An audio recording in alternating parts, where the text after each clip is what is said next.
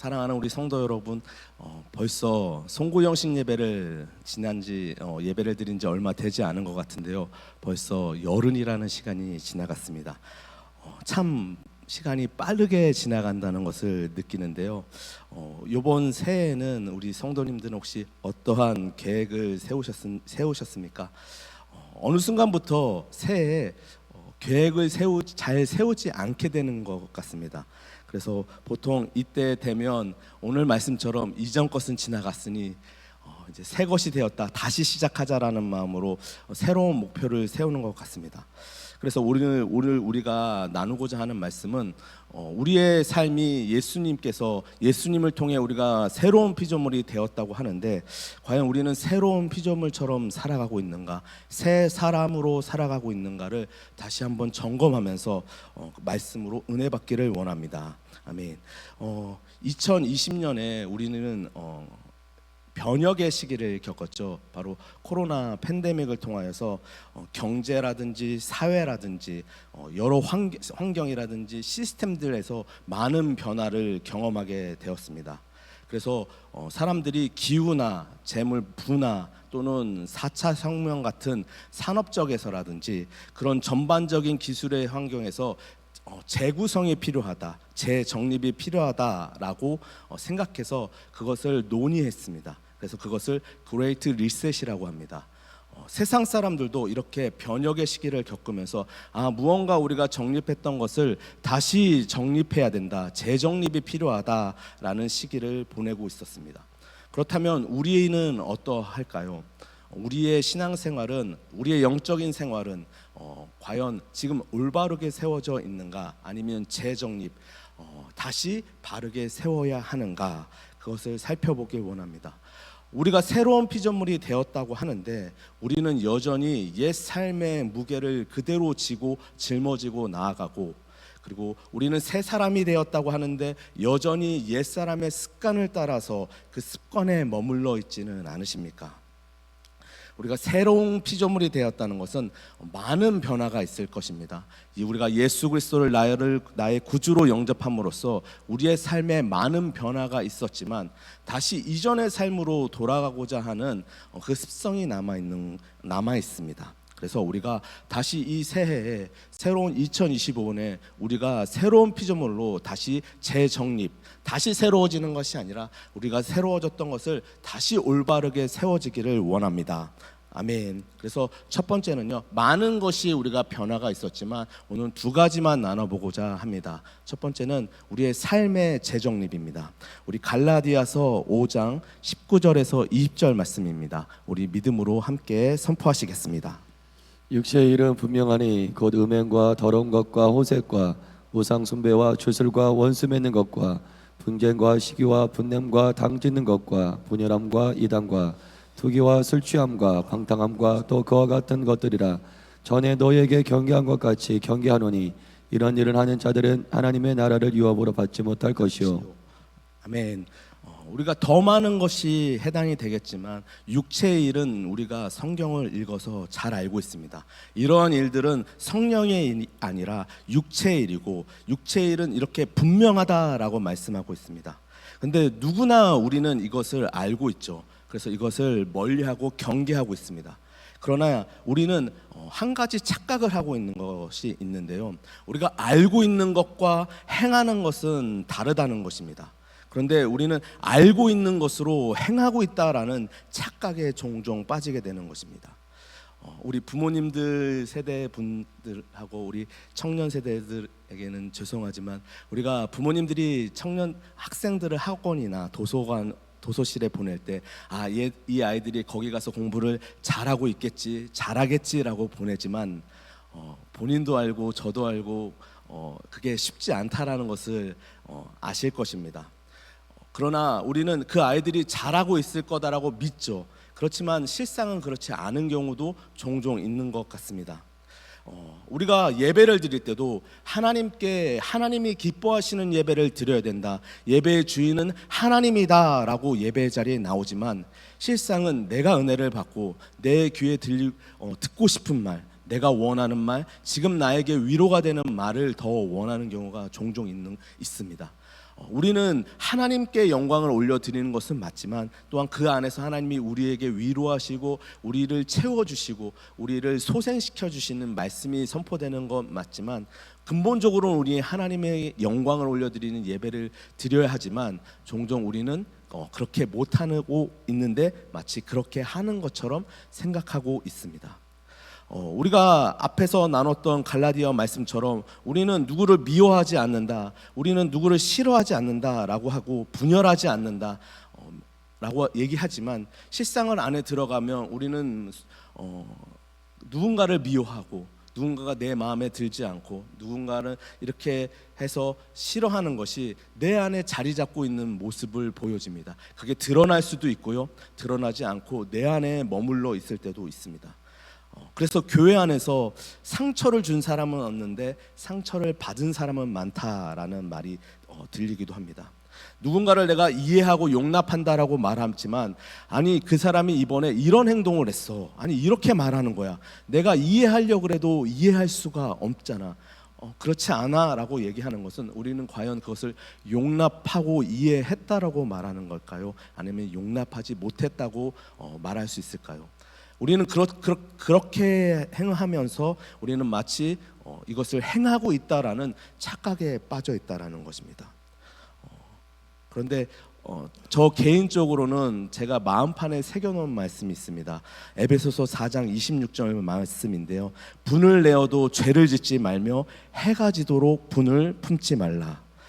분을 내는데요, 그것을 행동으로 죄로 옮기지 않는 것입니다.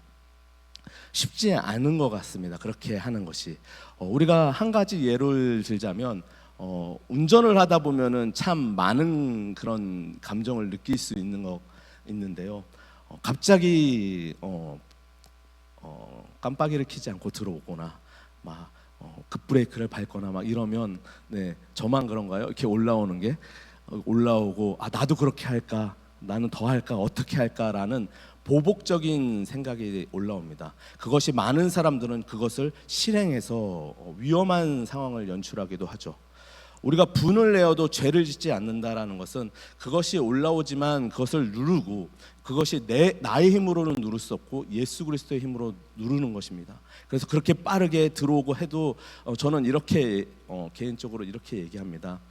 그렇게 급하면 어제 오지 그랬지, 어제 오지 그랬슈라는 거를 마음으로 새기고 얘기합니다. 그래서 아이고 그래 들어와라, 양보해 줄게 라고 하면서 합니다. 물론 그 감정에 앞서서는 이렇게 올라오는 감정이 더 큽니다. 그러나 우리는 분을 내어도 그것을 행하지 않고 그 마음이 해가 지도록 품지 않는 것입니다. 그래서 저는 개인적으로는 그 날이 지나기 전까지는 그래도 꽁하고 있다가 그날 잘 때는 하나님 앞에 기도하면서, 하나님, 제가 이걸 놓고 바로 용서하고 해야 되는데 그러지 못하는 저를 불쌍히 여겨주세요 라고 하면서 기도하면서 잠에 듭니다. 이렇게 우리는 아주 육체적인 일, 우리는 아주 연약하다는 것을 알 수밖에 없습니다. 그러나 우리가 새로운 피조물로 되면서 성령님이 우리에게 함께 하시면서 우리는 이와 같은 열매를 맺어야 합니다. 갈라디아서 5장 22절 24절 말씀입니다. 우리 믿음으로 함께 선포하시겠습니다. 오직 성령의 열매는 사랑과 희락과 화평과 오래 참음과 자비와 양선과 충성과 온유와 절제니 이 같은 것을 금지할 법이 없느니라. 그리스도 예수의 사람들은 육체와 함께 그 정욕과 탐심을 십자가에 못 박았느니라. 아멘. 성령님을 통해서 우리는 새 사람이 되었을 때 성령님의 열매가 나타납니다. 이 사랑과 기쁨과 오래 참음, 인내와 자비와 양성, 선함과 충성, 신실함과 온유와 절제, 이 같은 것이 우리 안에서 나타나야 하는데, 작년을 돌아봤을 때 육체의 일이, 육신의 일이 더 많이 나타났는지 성령의 열매가 더 많이 나타났는지를 살펴보게 됩니다. 그러면 저절로 이 말씀이 떠오릅니다.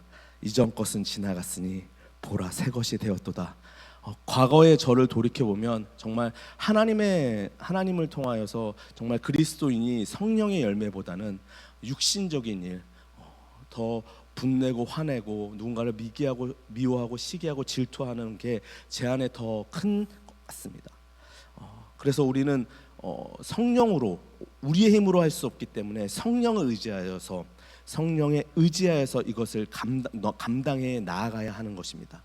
그러면 어떻게 성령을 의지하여 감당해 나아가는가? 바로 말씀과 기도입니다. 우리가 말씀과 기도가 없다면, 그리고 예배가 없다면 우리는 우리의 힘으로 그것을 감당하고자 하나 우리는 감당할 수 없는 것입니다. 그런데 이 말씀과 기도도 참 녹록지 않습니다. 90일 말씀 캠프를 돌이켜보면 저 개인적으로는 참 처참하다라는 게 것 같습니다. 그 우선순위가 말씀과 기도인 것은 너무도 잘 알고 있는데 나의 삶을 살아가다 보면 말씀과 기도보다는 지금 내 앞에 펼쳐져 있는 것이 더 중요하고 그것을 먼저 처리해야 되는 것처럼 보이지만 실상은 담임 목사님께서 항상 말씀하시는 것처럼 영의 양식이 되는 말씀과 기도가 내 안에 없다면 우리는 개미 한 마리도 이길 수 없는 현실인데 우리는 그것을 착각하고 있고 마치 내 앞에 펼쳐져 있는 것을 먼저 감당해야지만 된다고 생각합니다. 그러나 그렇게 내 삶을 먼저 감당하다 보면 우리가 하나님과의 그 처음 사랑을 어느 순간 잊어버리고요, 나의 예배는 형식주의적인 예배에 빠지면서 신앙생활은 세속화되고 물질주의에 빠져서 더 이상 하나님을 간절히 찾기보다는 조금이라도 돈을 더 벌어서 나의 삶이 평안하고 안전하기를 이만하면 족하다라는 영적인 전쟁에서 우리가 지고 있는 상황에 빠져가고 있습니다. 점점 무뎌져가는 우리 자신을 발견하게 됩니다. 그래서 우리는 그래도 감사한 것은 하나님께서 은혜를 주셔서 우리가 다시금 새로워질 수 있도록 재정립될 수 있도록 은혜를 부어주신다는 것입니다. 기존에 우리 잘하고 계시는 성도님도 계실 것입니다. 그러면 더욱 견고하고 고도화되도록 그리스도의 장성한 분량에 이르도록 우리의 신앙이 성장해 나갈 수 있도록 하시면 됩니다. 비록 지금 나는 신앙생활이 넘어지고 쓰러져 있다면 다시금 재정립되어서 주님과의 관계가 회복되고 누리시기를 축복합니다. 아멘. 우리가 이만하면 족하다라는 말을 우리가 육신적으로는 그것이 해당될 수 있습니다.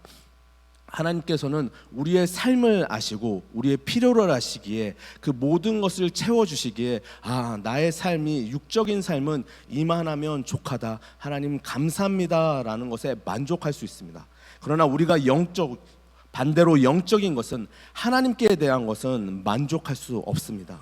성경의 어떠한 인물도 하나님에 대한 그것을 만족한 인물은 없습니다. 하나님께 더 드려도 더 드리고 싶고 하나님과 더 가까이 하고 싶지, 하나님 저는 이만하면 족합니다, 하나님 저는 말씀 이만큼만 읽어도 족합니다, 기도 이만큼만 해도 족합니다, 예배가 너무 많습니다, 이만큼 주일에 한 번만 드려도 족합니다 라는 인물은 성경에 아무도 없습니다.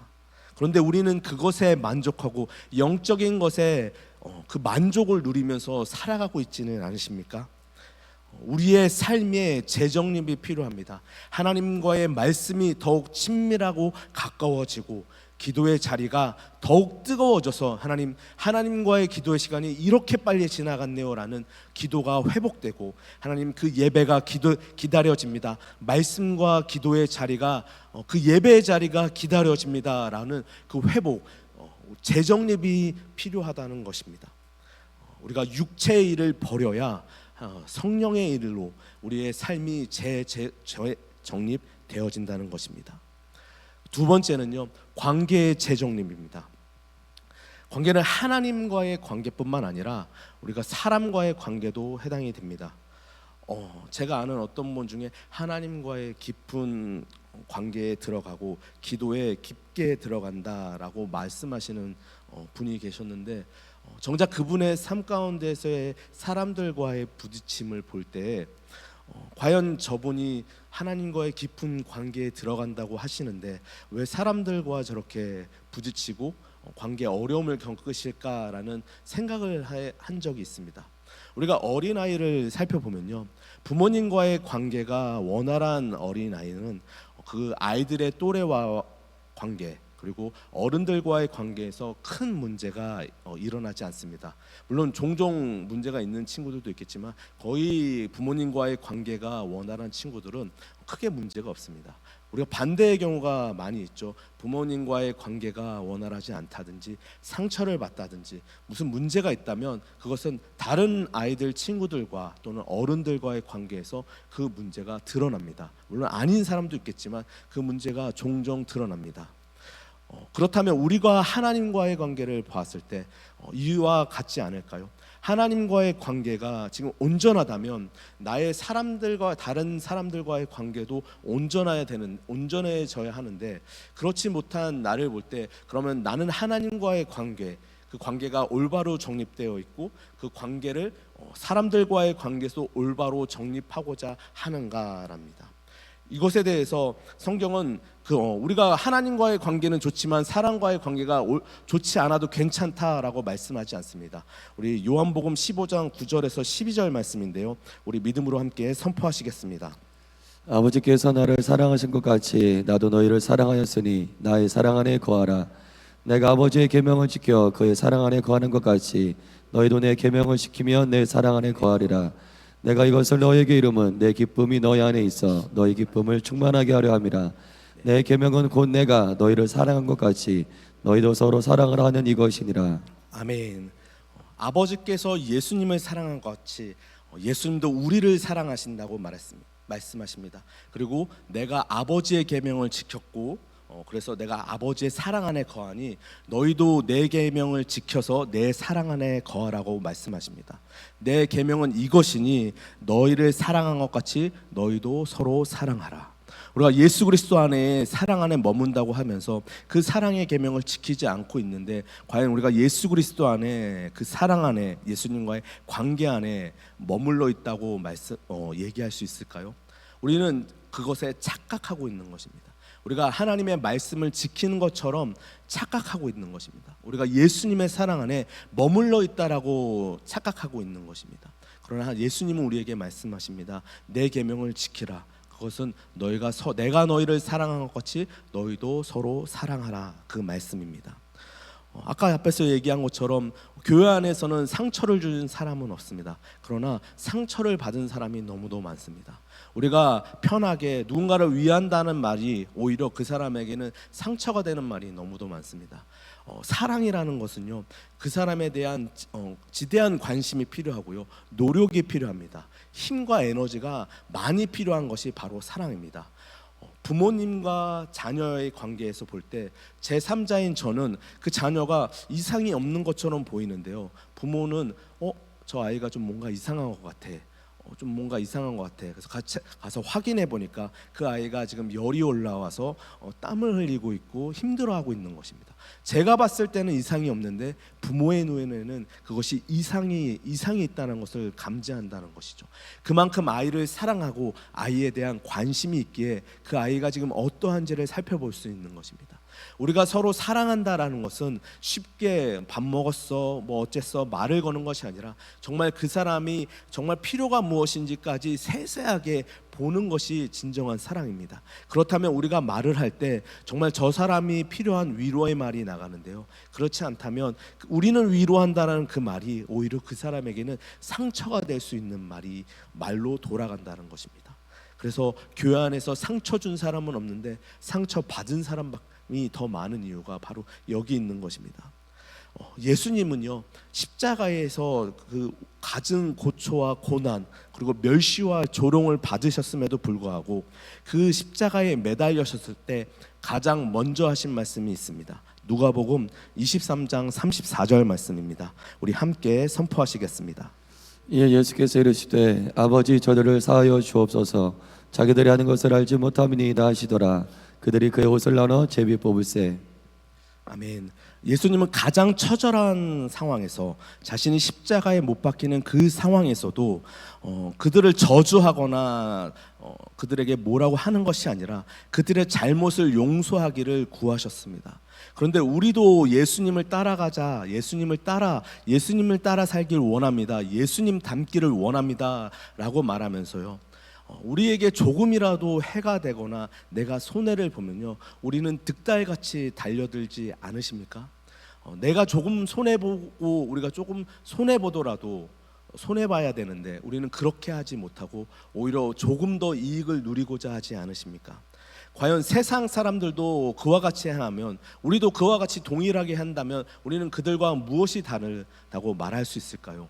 우리가 예수 그리스도를 믿는다고 하면서 예수님을 따르자고 하면서 세상 사람들과 동일하게 행동한다면 우리는 새로운 피조물로서 다시 재정립이 필요합니다. 빌립보서 2장 1절에서 5절 말씀입니다. 우리 믿음으로 함께 선포하시겠습니다. 그러므로 그리스도 안에 무슨 겉면이나 사랑의 무슨 위로나 성령의 무슨 교제나 긍휼이나 자비가 있거든 마음을 같이하여 같은 사랑을 가지고 뜻을 합하며 한 마음을 품어 아무 일에든지 다툼이나 허영으로 하지 말고 오직 겸손한 마음으로 각각 자기보다 남을 낮게 여기고 각각 자기 일을 돌볼 뿐더러 또한 각각 다른 사람들의 일을 돌보아 나의 기쁨을 충만하게 하라. 너희 안에 이 마음을 품으라. 곧 그리스도 예수의 마음이니. 아멘. 우리가 무슨 겉면을 하든지 무슨 사랑의 위로를 하든지요, 우리가 마음을 같이하고 뜻을 합하여 한 마음을 이루어야 될 줄 믿습니다. 그럴 때 우리는 다툼이나 허영으로 하는 것이 아니라 겸손한 마음, 저 사람이 나보다 낫다라는 그 마음으로, 어떠한 마음이냐면 이 마음을 품으라고 말씀하십니다. 바로 예수 그리스도의 마음입니다. 우리가 삶의 재정립, 우리 새로운 피조물로 세워지기 위해서는 우리 안에 육신적인 것을 버려야 합니다. 그러기 위해서는 예수 그리스도의 마음, 바로 성령의 충만함이 필요합니다. 왜냐하면 그것은 우리의 힘으로 절대 감당할 수 없기 때문입니다. 사랑하는 성도 여러분, 말씀을 좀 정리하고자 합니다. 우리가 새로운 피조물로 새 것이 된 건 이미 우리는 새 것이 되었습니다. 다시 새로워질 필요가 없습니다. 우리가 예수 그리스도를 믿음으로 예수 그리스도의 보혈로 우리는 새로운 피조물이 되었습니다. 그러나 여전히 우리 가운데 남아있는 그 구습, 옛 습관들을 다시금 우리가 예수 그리스도로 재정립할 필요가 있습니다. 다시 바르게 세울 필요가 있습니다. 그것이 우리의 삶의 영역에서 하나님과 사람들과의 관계에서 재정립이 필요한 것입니다. 그래서 에베소서 4장 15절 16절 말씀인데요, 우리 연절 말씀 믿음으로 함께 선포하시겠습니다. 오직 사랑 안에서 참된 것을 하여 범사에 그에게까지 자랄지라. 그는 머리니 곧 그리스도라. 그에게서 온몸이 각 마디를 통하여 도움을 받음으로 연결되고 결합되어 각 지체의 분량대로 역사하여 그 몸을 자라게 하며 사랑 안에서 스스로 세우느니라. 아멘. 사랑 안에서 참된 것, 범사에, 우리가 교회는 첫 잔추인데요, 그 교회라는 공동체가 사랑 안에서 온전하게 세워지기를 축복합니다. 제가 원로 목사님을 수행하면서 많은 교회는 아니지만 여러 교회를 다니다 보면요, 그때의 느낌은 마치 이렇습니다. 비 오는 날 우산 없이 비를 맞고 있는 것 같은 느낌이 들 때가 종종 있습니다. 담임 목사님께서 말씀하신 것처럼 좋은 은혜에 대한 말씀이 유튜브나 여러 곳으로 미디어 매체로 들을 수 있지만 나를 위해 기도해 주는 사역자, 나를 위해 함께 울어주는 우리 성도는 우리가 지금 함께 섬기고 있는 우리 교회 공동체밖에 없다라는 것입니다. 그래서요, 먼저는 앞에 선 우리 리더들을 위해서 기도해 주시길 축복합니다. 가정의 가장과, 학교에서는 선생님, 회사에서는 부서 내 팀장이든지 회사 대표든지, 그리고 우리 시를 관리하고 있는 공직자분들, 나라를 관리하고 있는 우리 고위 공직자분들을 위해서 기도해야 합니다.